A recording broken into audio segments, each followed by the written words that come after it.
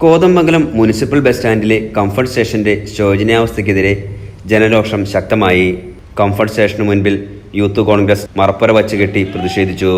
കോതമംഗലം പട്ടണത്തിനു നടുവിൽ വളരെയേറെ തിരക്കേറിയ മുനിസിപ്പൽ ബസ് സ്റ്റാൻഡിലെ കംഫർട്ട് സ്റ്റേഷൻ തകർന്ന് കക്കൂസ് മാലിന്യങ്ങൾ പുറത്തേക്കൊഴുകാൻ തുടങ്ങിയിട്ട് മാസങ്ങളായി. മഴക്കാലമായതോടെ ഈ കക്കൂസ് മാലിന്യങ്ങളും വെള്ളത്തോടൊപ്പം കലർന്ന് ബസ് സ്റ്റാൻഡിലാകെ പരക്കുകയാണ്.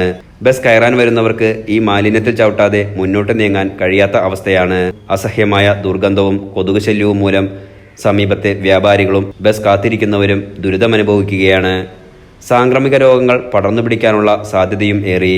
നൂറുകണക്കിന് ബസ്സുകളും ആയിരക്കണക്കിന് യാത്രക്കാരും ദിവസവും എത്തിച്ചേരുന്ന കോതമംഗലം മുനിസിപ്പൽ ബസ് സ്റ്റാൻഡിലെ കംഫർട്ട് സ്റ്റേഷന്റെ ശോചനീയാവസ്ഥ മാസങ്ങൾ പിന്നിട്ടിട്ടും പരിഹരിക്കാത്തത് വ്യാപകമായ പ്രതിഷേധത്തിന് കാരണമായിട്ടുണ്ട്.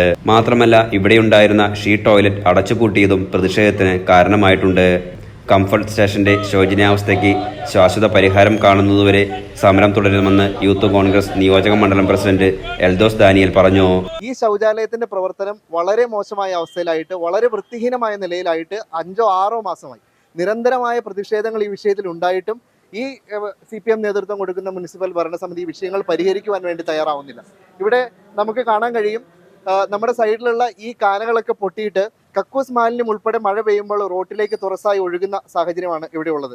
DCC general secretary advocate Abu Moideen ഉദ്ഘാടനം ചെയ്തു. യൂത്ത് കോൺഗ്രസ് നിയോജക മണ്ഡലം പ്രസിഡന്റ് എൽദോസ് ദാനിയേൽ അധ്യക്ഷത വഹിച്ചു. യൂത്ത് കോൺഗ്രസ് സംസ്ഥാന സെക്രട്ടറിമാരായ അനൂപ് ഇട്ടൻ, റമീസ് KA തുടങ്ങിയവർ സംസാരിച്ചു. Enlight news, Kothamangalam.